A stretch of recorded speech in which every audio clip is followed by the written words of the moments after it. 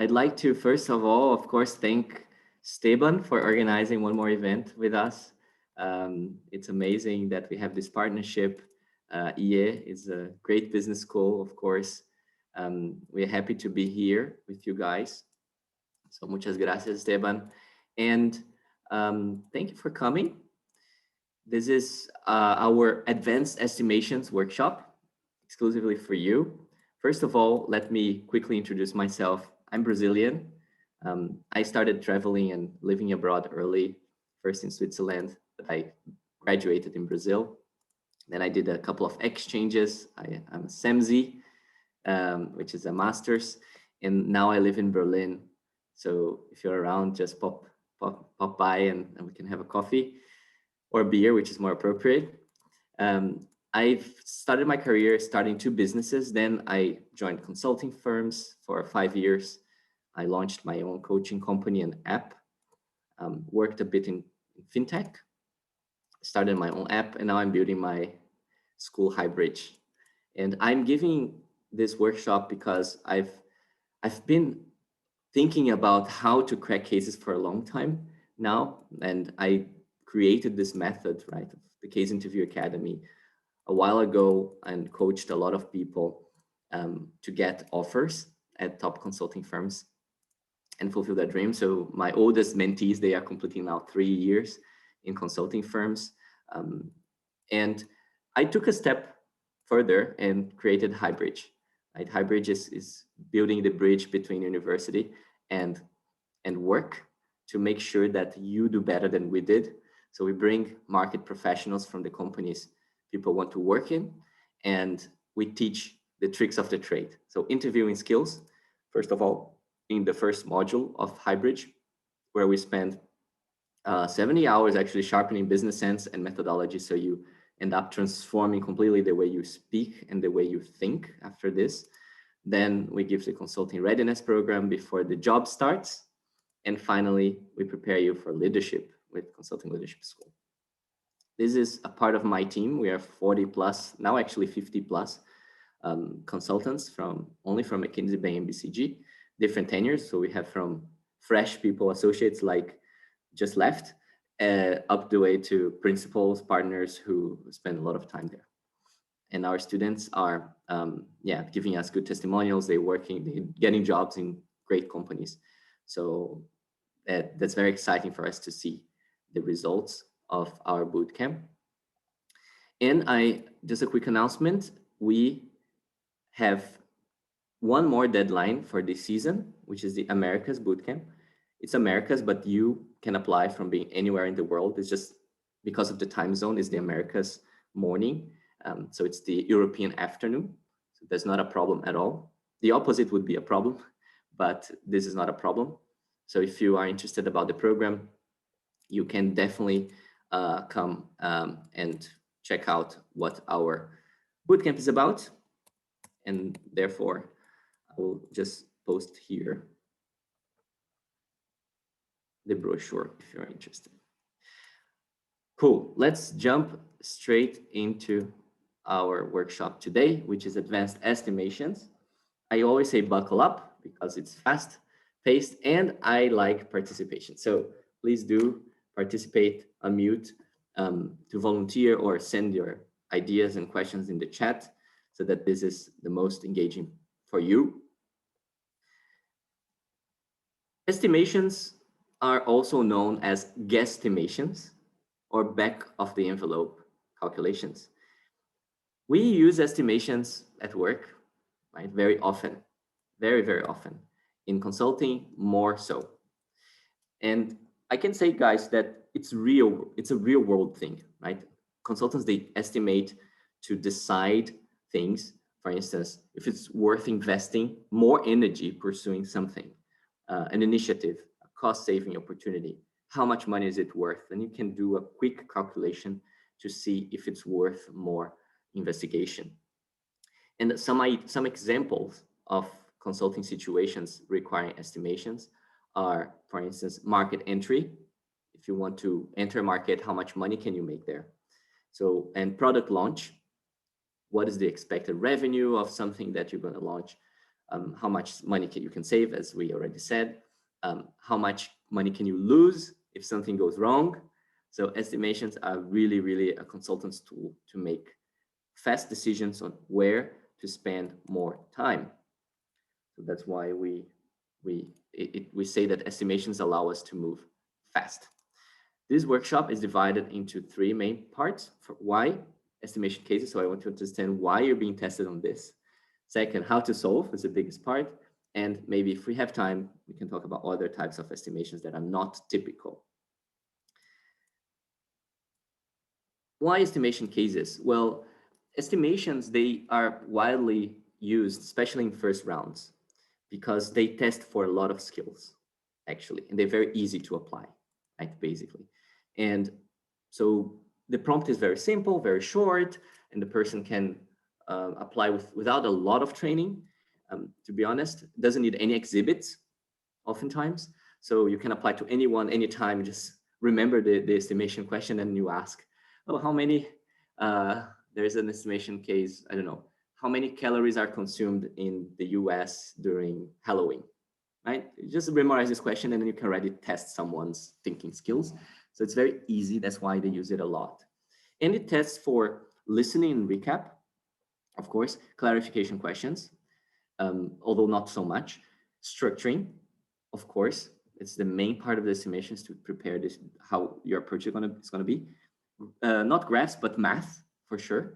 And here I would include assumptions making, which is business acumen, right? The last skill here, like how, when you have to guess what's the population of the US, do you get close to the number or do you get like 10 times less or 10 times more? Then it's of course an assumption and connected to how much you read and how curious you are about your world. And you have sometimes brainstorming skills as well. We're going to see today that brainstorming can be used in estimations. What you don't have so much is synthesis, right? Synthesizing is not a big part of an estimation case. Let's move on then to the main part of the workshop today, how to solve it. First skill, listening recap. It's simple as just like paying attention to the question. But I have to mention here that a lot of people are caught off guard because the estimation question does not have the estimation word in it. So the person doesn't say like, let's estimate or something like this. So sometimes the estimation questions might not be interpreted as an estimation question because of the wording the interviewer uses. So you have to be careful and to be always ready to estimate anything that is necessary, right? So if the person says like, how would you go about checking the potential of this market entry? That is an estimation question, right? So you have to be aware that anything like helping you to assess cost, the revenue, market size, and impact can be solved with an estimation. So be aware of that. And recapping the question is pretty much obvious, like you just confirm that you understood correctly. And this is a good practice everywhere, in every part of the case, not only in the beginning, but every new information and every question you get throughout the case, you have to use this habit of recapping so that you never misunderstand something, especially if you're slightly nervous, which is the case in interviews. So clarifying. Clarifying is the second skill of the 7 ones. And here we are going to do an exercise in a second.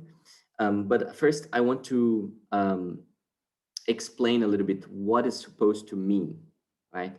Clarifying has a very, very thin line between clarifying and structuring, because you're not supposed to ask questions that belong to your structuring part in the clarification section. You should be mindful that clarifying is to cast an extra light on the problem and clear up anything that is really critical and difficult to and problematic if misunderstood, so that you can, okay, now everything's clear, I can prepare my structure. So this is the role of clarification questions. And most candidates, they need a lot of calibration in what to ask and what not to ask. We spend quite a bit of time at Highbridge practicing each skill because people usually they go too far. That's the usual problem with clarification. Not that they ask too little, they ask too much. And they forget some questions also. So in this particular type of case estimations, you're expected to make two types of clarification questions. One is definitions, words that you don't understand properly and might have a double meaning, ambiguous meaning. So you want to make sure that every single word is clear. And I can tell you that the more senior the consultant, the more senior the business person, the more they are careful with words, because they already had episodes in their career where they had problems of misunderstanding a word or someone misunderstanding their words. Word definition. The second one is the units. You have to be very clear about what is the unit expected of your answer, because you can have variations around a lot of things.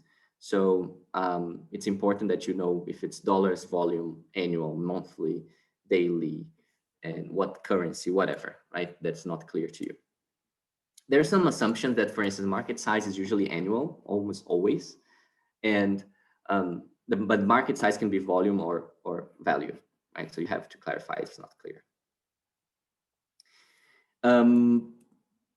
There's also another one, unit-wise. Sometimes the interviewer is looking for a percentage, and sometimes they're looking for absolute number.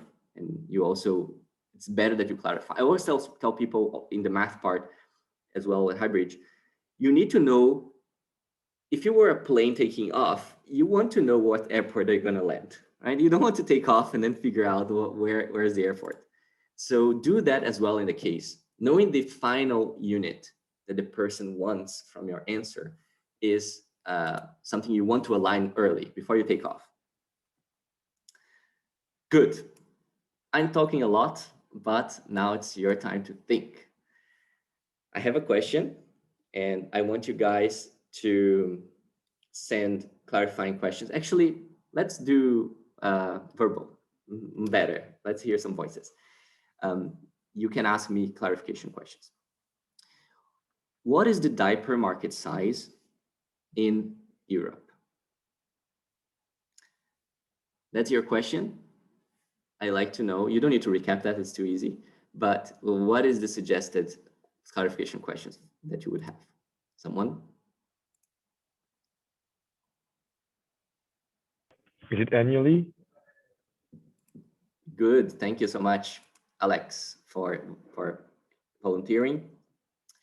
That's a good question. And yes, that's annually. And in amount of diapers or in euros? Awesome. Clear. So you pay attention. That's good. Good job. So I'm talking about volume, actually, the number. Do you also want to include adult diapers?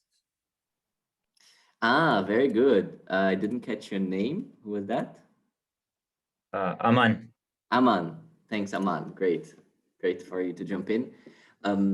Yeah, so we are not considering adult diapers in this market sizing question.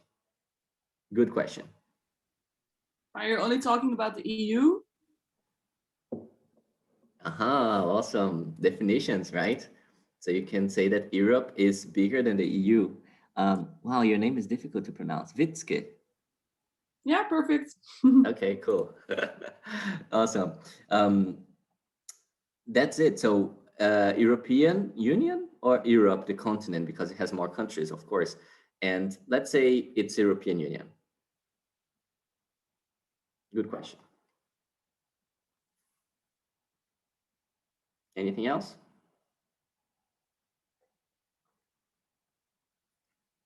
What types of diapers do you know? I know that the picture is, of course, biased.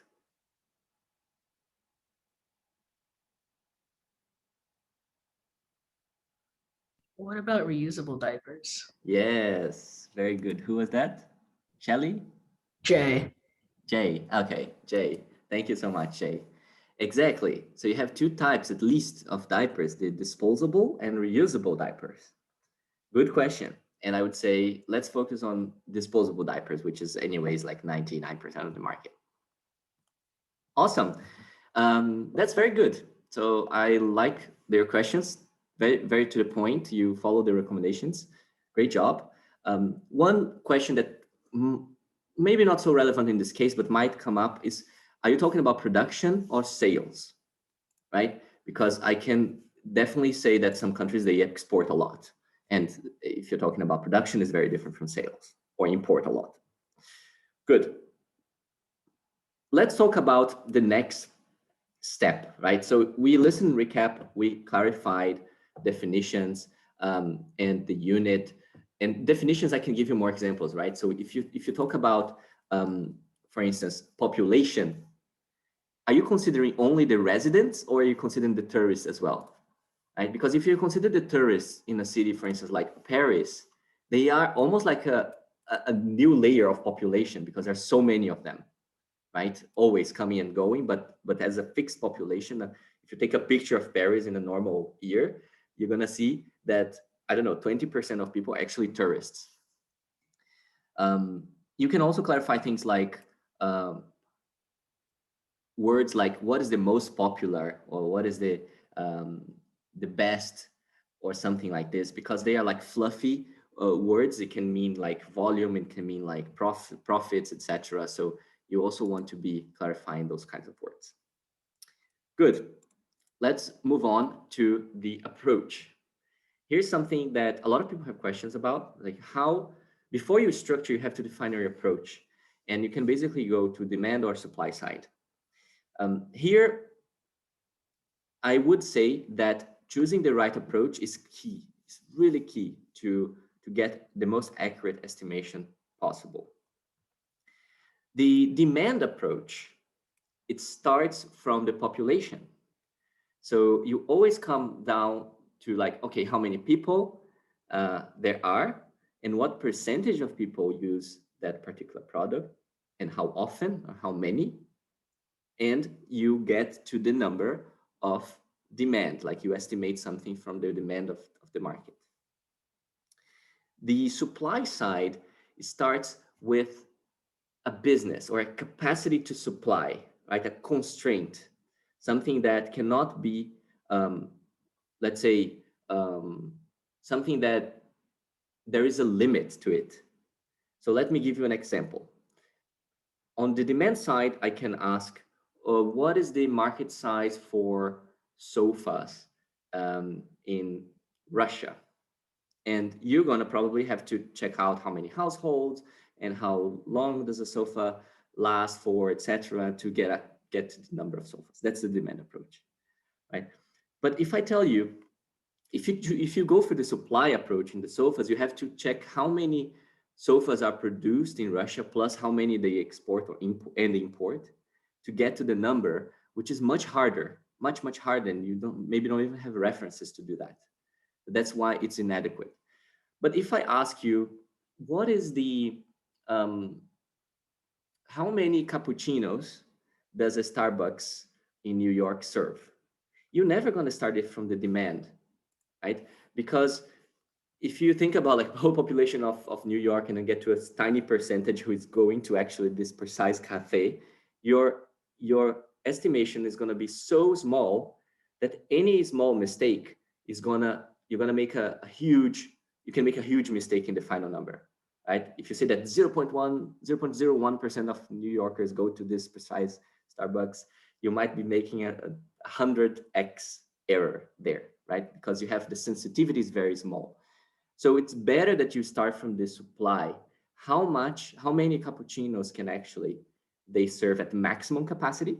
So you can kind of figure out how many barmans or how to call it, the baristas there are on average, how many hours it's open, etc. And then that's the maximum capacity. But you know that in normal businesses, there's not a line all the time. So you might estimate what the percentage of time this is working on maximum capacity and what's not. And then you get to the number of cappuccinos that this Starbucks precisely can offer, right? So you see that it's a completely different direction. And you have to remember that if you choose the right approach, your job is going to be much easier. Great. So let's do an exercise. And I'd like to get volunteers. What is the market size of peanuts in London? Which demand is it? Oh, which approach is how I gave away the answer. So it's the demand side, of course. But let's get to a more challenging one. How many gas stations are there in Chicago? Which approach would you use?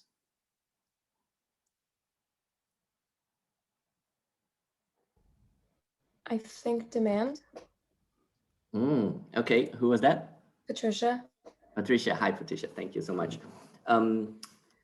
Interesting, but why? How would be your approach there? Let me understand. I would think, like, what's the population of Chicago? How many of those people have cars? And go from there. Okay, that's absolutely fine as an approach. So you can approach it from the demand side and think about how many gas stations do I need to keep all those cars moving? That's good. But it can also be approached by the supply side, particularly. Anyone has an idea? I would Like, approach go it from supply sides, Yeah, Vitske, why? How? because then you can basically look into the number of gas stations. And I think you can start with basically saying, okay, yeah, maybe from the number of neighborhoods that you have in Paris. And, In Chicago? Sorry, Chicago. Yeah, no. And then you basically expand it. That's how I would say From it. the bottom up. Demand is a little bit more complicated and probably has more variety. Yeah, you can approach it from the supply side. Thank you, Vitske. For instance, you can guess how wide and lengthy is the city, and then how many kilometers, and then in your experience, how far from each other is each gas station usually, right? And then you can, like, every 10 blocks there is a gas station, right? And every kilometer there's a gas station or something like this, and then you can calculate what is actually being supplied. So there are two approaches there. Now, if you ask how much revenue can this gas station generate, one gas station, then of course you're talking about supply, right? We want to know how many liters of gasoline can these pumps pump, what is the time of the capacity utilization of those pumps, and you get to the revenue. How many schools are there in Australia? What is the approach? I would do demand. So the amount of kids, and then the amount of kids per school, and then would go from there, I think. Very So good, first the Alex. population of Australia, and then Yes. work back up. Thanks a lot. Thanks a lot. Great. Perfect. And finally, how many flights take off in London per day?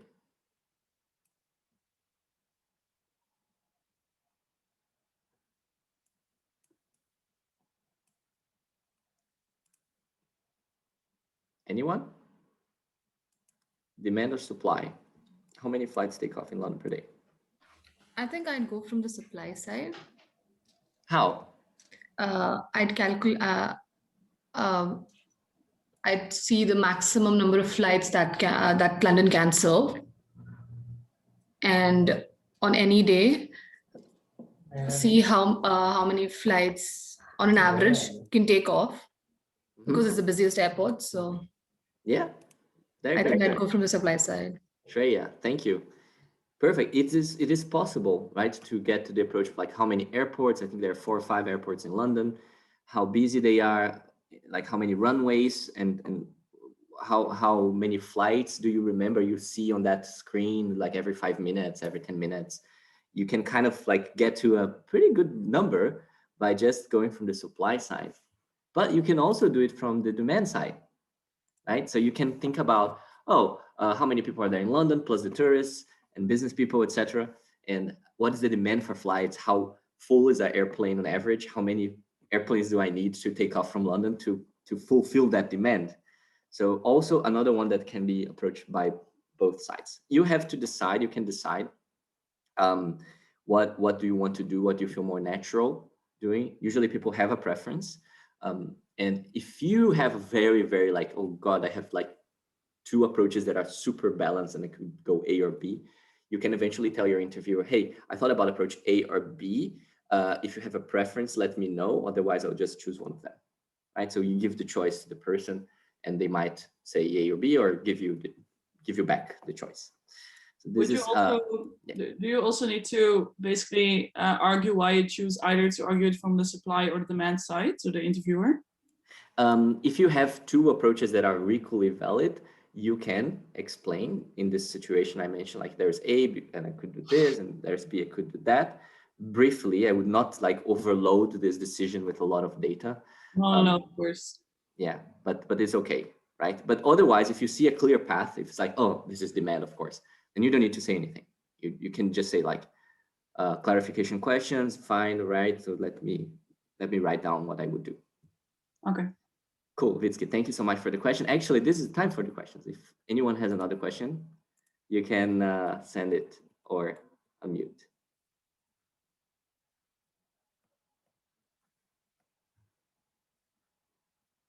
If not, we move on. I'd like to invite you to connect on LinkedIn. I'm sending the chat my LinkedIn. I love to be connected to consulting aspirants and smart people like you. So please do hit me up with a connection. And in the end of this workshop, I will actually explain to you how to unlock the recording of a final round case workshop. Right? If you follow to the end of the workshop, I can explain how to do it. It's through making a post on LinkedIn that you participated today. That's it. And then you unlock this recording. Awesome. Let's go on to the next skill, which is brainstorming. And in brainstorming, this comes, let's say, before even structuring, right? In the order here of the skills, you see that it's not in the order I presented, but after deciding what your approach is going to be, you have to stop for a second and perhaps brainstorm the users of that particular product or service and the different usages of that particular product or service. Because if you jump too early into the structuring, you might be missing out on stuff that it also counts. For instance, we talk about diapers, and one of the clarification questions is that are you talking about baby diapers or also adult diapers? And this is of course critical. There's a huge market for senior diapers, people who have incontinence issues because of they have aging, old, right? Our future, but you might need to include that type of user in your structuring. So you have to brainstorm those things. So think about all the possible markets for that particular product and generate a list, right? Brainstorming, guys, is about divergent thinking. It's about like not narrowing down. It's just like thinking about like, yeah, it can be this, that. In terms of diapers, what else? Like we can talk about baby diapers. We can talk about senior people diapers. What else?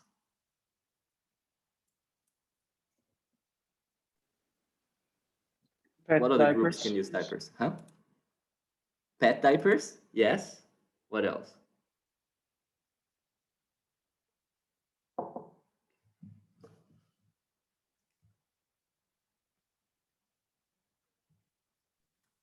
Maybe diapers for terminal patients. I don't know.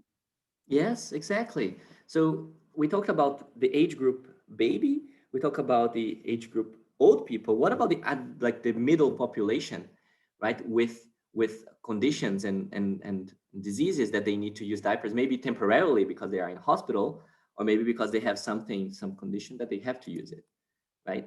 So think about all of the possible. It's being exhaustive here, right? All the possibilities of users and usages for that particular product.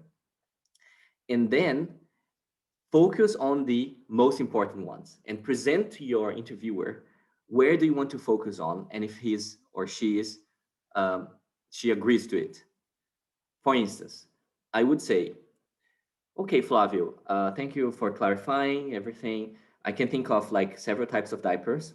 both reusable and disposable, as well as several users, like babies, the most typical ones, but also adults with any health conditions and older people, as well, above certain age group that starts using diapers much more often than adults. And I can also think about pet diapers, right? I would focus my analysis on the baby group and the senior citizens, the senior people group. Is that, do you agree with that? Do you want me to focus somewhere else? So I'm being able, interviewers love that, because I'm being able to think about everything. And at the same time, I'm not boiling the ocean, what they say. I'm not like trying to calculate the pet diapers together with the baby diapers and going crazy and wasting a lot of time. So focus, be 80-20. Remember, focus on the biggest impact, show that you have this orientation, and your interviewer shall guide you whether you should go for A or B or C, market, and so on. Really good. So let's I think we can skip this one in the interest of time as well, because we already spoke about all the types of diapers. Now let's go to the meat, right, of the structure of the brainstorming, of the estimations, which is the structuring part. And here we're going to talk about logic and the breakdowns, and also some tricks that I want to give you. Structuring. Well, you want to break down the main number that you're trying to estimate logically. And usually that means mathematically, right? In most cases, like almost all cases in estimations, you're talking about additions, multiplications, and divisions. And you have to, of course, know where you are going, right? Because you start, again, you have to know the end unit of your estimation so you can break down that number particularly into the components. And I want to give you a few examples of typical breakdowns, right? Very typical. The average ticket size per customer, so ticket size is how much a person spends, is the annual revenue of the company divided by the number of customers per year, so how much each customer spends. So it's a division. If you, of course, it's mathematical, if you switch around things, you're going to have the total revenue of the company is the average ticket times the number of customers. And you can also look at it with additions. Right? If you're segmenting something, of course, you're talking about additions. So your tree is going to be a mix of pluses, x's, and divisions. And this is what is expected of your estimations tree. Now, let's try to spend 2 minutes preparing for this diaper case. Remember, we're talking about disposable baby diapers. What would be your approach? Take 2 minutes and then let's try to crack this together.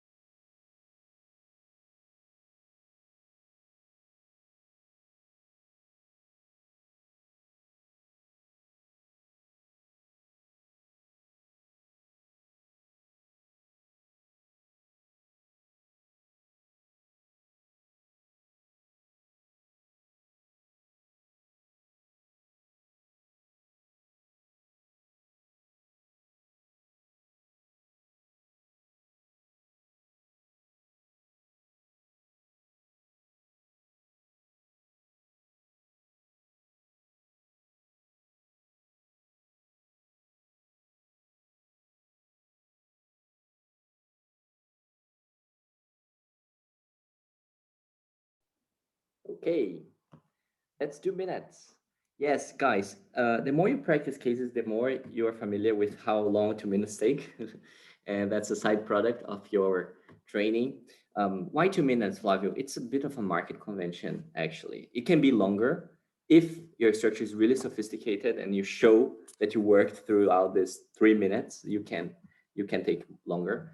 And if it's too short, it's of course, unless you have a very, very quick thing to show, that's okay as well, right? 1 minute is fine, but 2 minutes is market standards, give or take. So let's see if we have a volunteer to talk about their approach here, the diapers.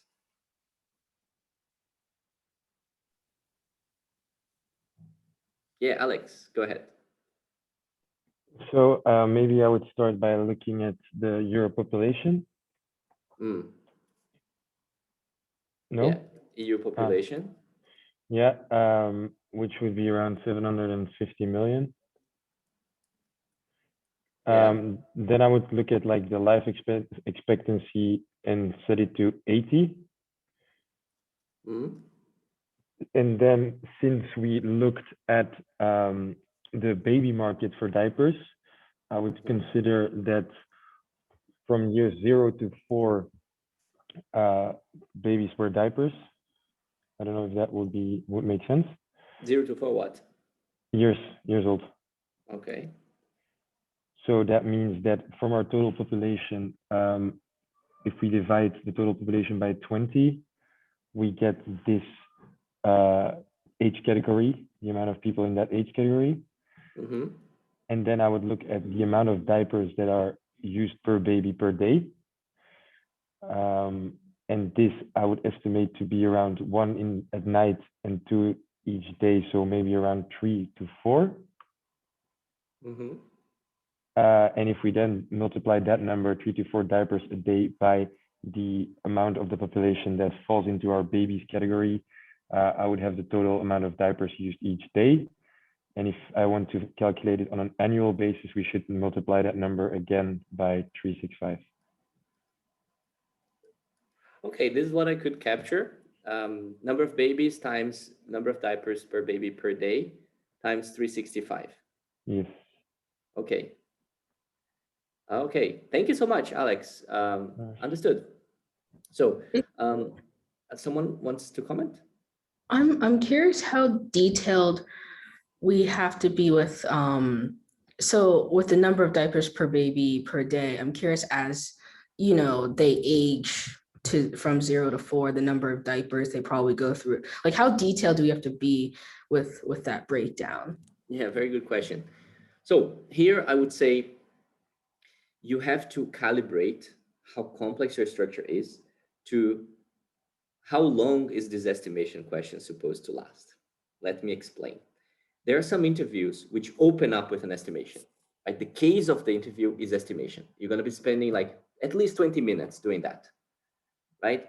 Until the end of the interview, or maybe more.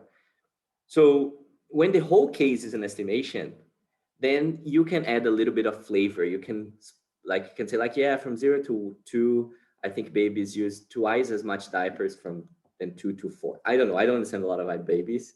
So if someone does, you can use your business sense to do that, right? So this is something that you can calibrate according to what's expected of you. If the estimation questions is in the middle of the case and it's just like one of the questions that the interviewer has for you, if you create a huge structure with a lot of segmentations, you're never going to be able to finish it in the time that is expected. It's probably a few minutes, right? 7 minutes to answer the question and move on to the next one. So that's what I usually say. You never, there's no one single answer for everything. You have to calibrate according to the moment you get the question. That makes sense. Thank you. No problem, Jay. Actually, I have another quick question, if that's cool. Sure. What happens if you're stuck? So I had a similar structure, but I was not familiar with the EU population. What, how do you work through that? Because you don't want to do another estimation question within the estimation question. Yeah. How do you navigate that? If you do, should you just ask at that point if you say I have the structure, or how does that work? Yeah, great question, Jay. I'm gonna hold that question for a second because we will talk about assumptions in the next Okay, few cool. slides. Thank So you. I'll get back to that. No problem. Cool. So I would comment here on this structure that, okay, I was a bit lost. You see that I was trying to follow what was being said, and I was a bit lost on how this was looking like on paper. And the first thing you have to make clear, guys, especially if you're interviewing online, is that someone can write down what you're saying, right? Someone can understand exactly what's on your paper. You can say like, okay, I have an equation here where this is equal this, that. This was easy to follow. This was not, when I started trying to write down, I don't know if this is what it looked like in Alex's paper. So make sure that your presentation is crystal clear. Number things. Tell your interviewer what exactly you did so they can follow precisely. If you are in person, it also counts, right? The more clarity you can give, the better. Some people, they do turn around their paper a little bit sideways to show to the interviewer what's been, I like it. I think it's very client friendly. But still, the way you speak, it's also being judged, right? How much I can follow what you say. Now, to the mathematics of it, I think this makes sense. So population, so like the age of the babies, someone asked like, where is the 20 coming from? So I understand that he divided 80 by 4, right? This is what I understood. 20 groups. There are 20 age groups of 4 years in the population. If so you have to make an explicit assumption if the population pyramid is completely straight. It's like completely homogeneous. Then the number of babies and the diapers per baby per day. We talked about how if we should segment that into different age groups and how much each uses, so it depends. And the number of days per year, there's no question about that. What is missing here? Someone can spot a flaw.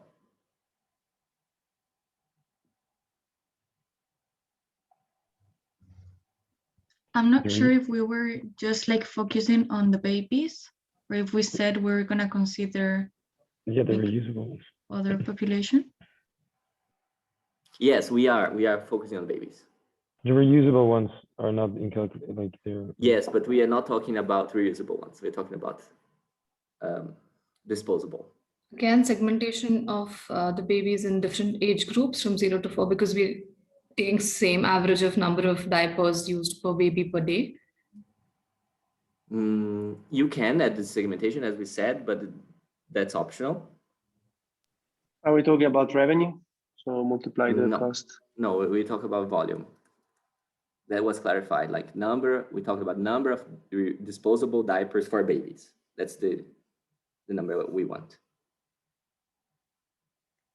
per year, right? So just one more.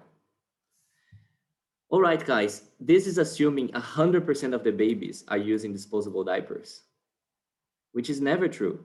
Nothing is 100%, right? So you're automatically saying that, okay, the number of babies equals the number of babies that uses disposable diapers. And I'm sure that some environmentally friendly moms, they don't use disposable disposable diapers in their babies. So remember that, right? You always have a factor of like, if the population is there, you will always have a percentage of people who actually use that. And this is, okay, sometimes it's 100%, okay, oxygen that is being breathed by people, but most likely it's not 100%, okay? There's no mystery here. So if you did everything correctly, you should get to a decent number. It's not a difficult estimation, but I'd like to check if there are any questions before we jump into some tricks.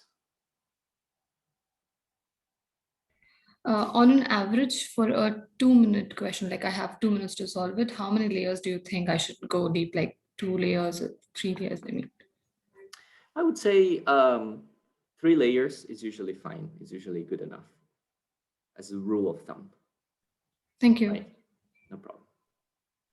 I have a question on the size of the baby population. Yeah. Instead of doing that calculation here, can we like estimate like based on knowledge, say let's say 5% of the European population or 10% of the European population, or we need to go through calculation?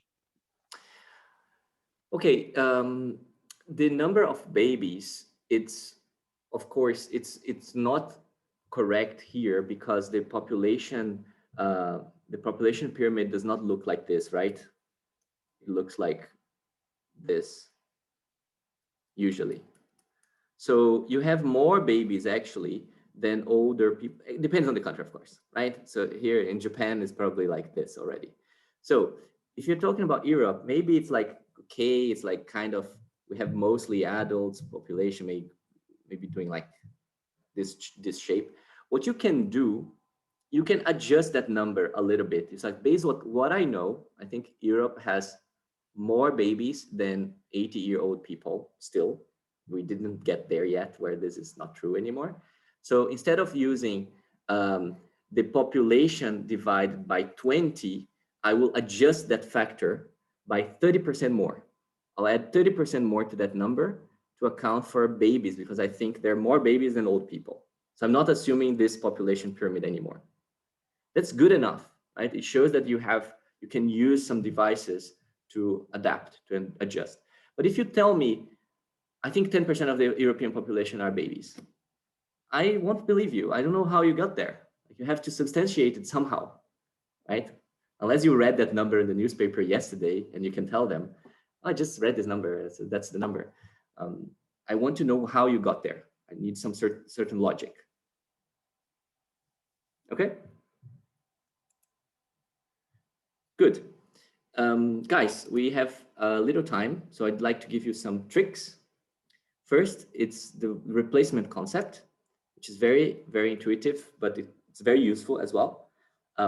We just spoke about the sofa example, like how many sofas we need in Russia because they are replaced. This is the same, this is the concept, right? So what is the annual fridge sales in the US?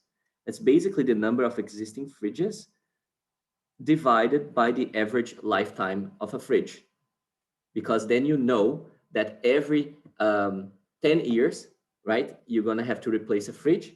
So if you have, let's say in the US, you have 100 million fridges, you know that every year you have to replace 1/10 of them, right? Or 10 million. And that's the expected annual fridge sales in the US, give or take, right? This is called the replacement concept and can be used for anything that lasts for more than 1 year. You can use it like this. You divide it by the number of the years expected lifetime of that particular thing. So you can talk about anything here. You can talk about cars. For instance, if I give you like, there are 40 million cars in Germany, and a car lifetime in Germany, it's 12 years. Because Germans, they like to stick to their things for a long time. What is the average number of cars sold in Germany? Someone can do the math.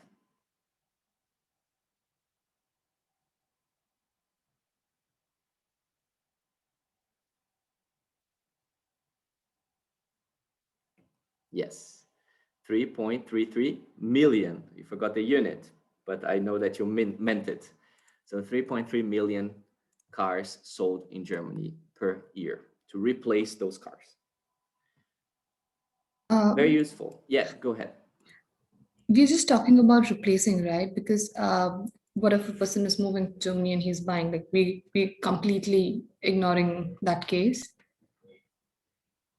I did not understand the question. Sure, can you repeat? We're just talking about replacing a car. What if a person is moving to Germany and buying a car? I mean, it's sales, right? Like we're ignoring that case completely. Yes. Very good question. That's the extra step. If the number of cars, the stock of cars is actually growing, suppose that I say that the number of cars in Germany grow 1% per year. the total population of cars, so to say the stock, the inventory of cars. Then what do you do with that number? Someone wants to give it a shot? How does that change the answer from 3.3 million? We multiply it by the growth percent, like one plus the growth percentage. And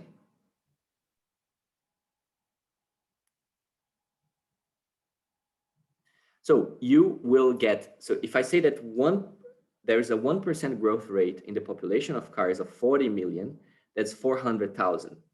So I multiply that growth by the population, and I add that number to the 3.3 million that I need to replace the old cars going to the scrape or being sold to other countries, etc.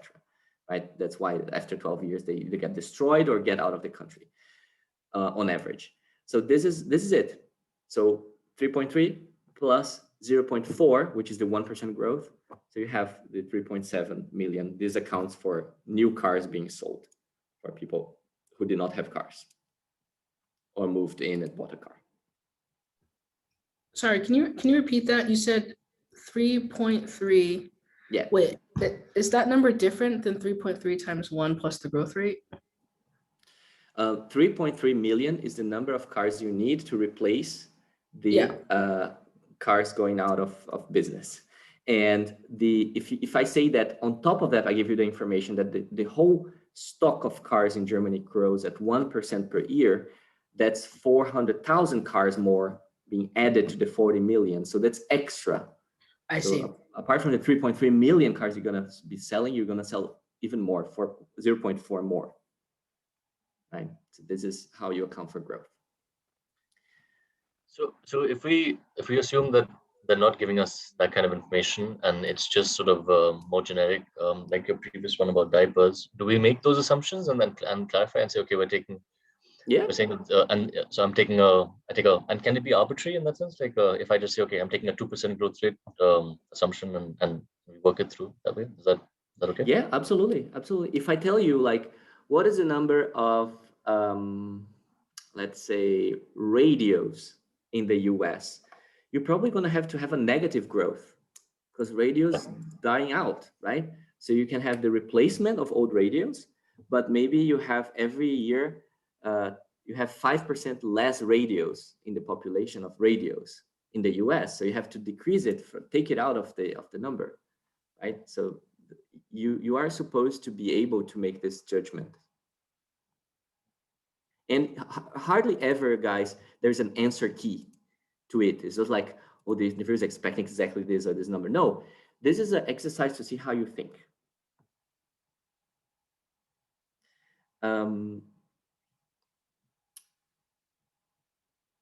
But the assumption is that extra population is going to buy a car at once a year. At once 1 year. Should we adopt some extra assumptions? I didn't quite get this. If you can explain.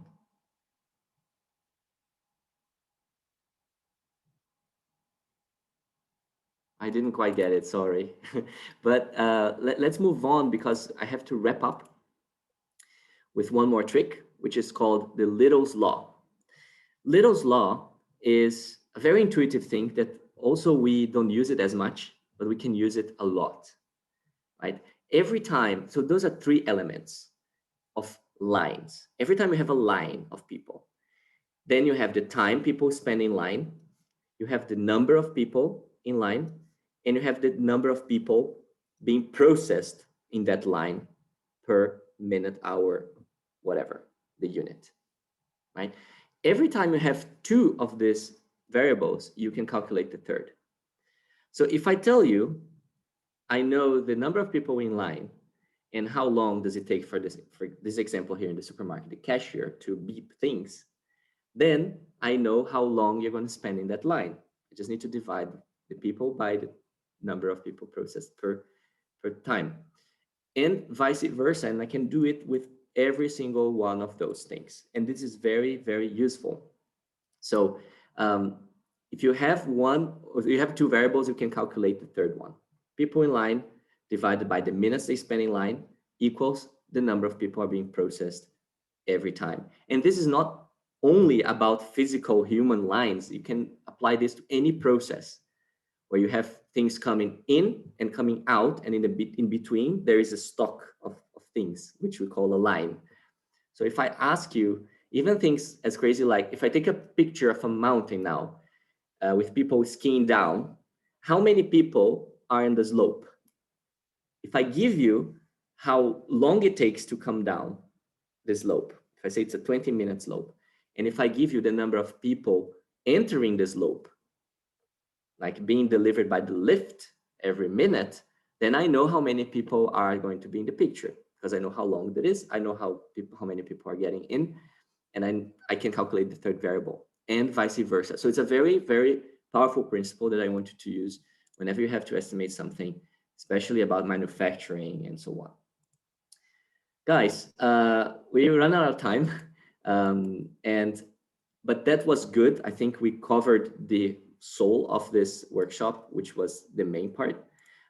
We couldn't, of course, do everything because there's a lot here, but I'd like to invite you to unlock the recording of the final round workshops. And you do that by simply posting on LinkedIn this message or something similar. You actually can post anything, but I'd like to share a template because people find it easy. Today, I participated in the workshop Advanced Estimations by, and then you can tag Highbridge. I've learned with Flavio how to apply the 7 skills to solve any estimation cases at McKinsey Bain BCG. And then you can add any impressions if you want. So it's up to you. And this is good also to show that to your network that you are preparing and developing. So people, if you're not being seen on LinkedIn or anywhere, people will forget you. That's the truth. So keep posting. And if you do so, we're gonna unlock for you not only the final round case workshop, but also a clarification questions PDF and the Highbridge casebook. So a ton of value using our methodology. So if you can do it in the next 30 minutes, we will see it, of course, because you tagged us, and we will share with you these 3 rewards privately. Thank you very much. A little bit over time, but it was great having you here today. And again, if you are interested in the bootcamp, you still have until Sunday to apply. It's very simple. So I'll just cover this lastly. The bootcamp application takes 2 minutes. If you get past the CV screening, we require you to pay an application fee, small, but to show that you are committed. You go through a 15-minute video and online test and a 60-minute interview to check if there is fit with the program. And then if you have a fit, you receive the offer. You come with us, you spend 70 hours or 7 weekends doing the immersive case interview course to learn only with ex-McKinsey Bain BCG consultants a lot of business sense on every aspect, connect all the dots of the things you studied in the past. You get the job offer. Then after that, you can come back to the consulting readiness program, which is module 2. If you start the job, then it triggers your contract. So you start paying installments to cover for tuition. And then after a while, you come back to module 3. So it's something created to make you successful and something to really help you succeed and do better than we did. If you have any questions, you can reach out to the team. But thank you so much again for the attendance and hope to see you soon. Thank you. Thank you, Esteban. Thank you, Flavio. Thank you, Flavio. It was really great. So I hope that everyone enjoyed the event. Thank you. Awesome. Let me know the feedback later. Yeah, we'll do. Once people, for those of you who are still here, don't forget to fill out. I'll share the recordings, no problem. Perfect. Thank you, Flavio. Bye. Quick question. Yeah. Hi. I saw that from the email that I received a few weeks ago that decisions for Highbridge are out the 5th or the 6th. You know, just because I'm super excited, do you have any estimation on whether it would be the 5th or the 6th? You No applied worries. to which one, Jay? The European one. You interviewed, right? I did, yeah, with Preeti. Yeah. Yesterday. Let me check. I think let me check with the team, and I'll ask someone to write back to you, because yeah, we definitely are finishing interviews. They are going to take place until the 4th. Then we have an admissions committee. So yeah, I take a couple of days to give the answer. But Understood. definitely, yeah, I'll let the team know to tell you. No worries, no worries. Thank you so much. Thank you Thank for the you. session. I hope you have a great day. Likewise, bye, Jay. Thank you for participating. Ciao.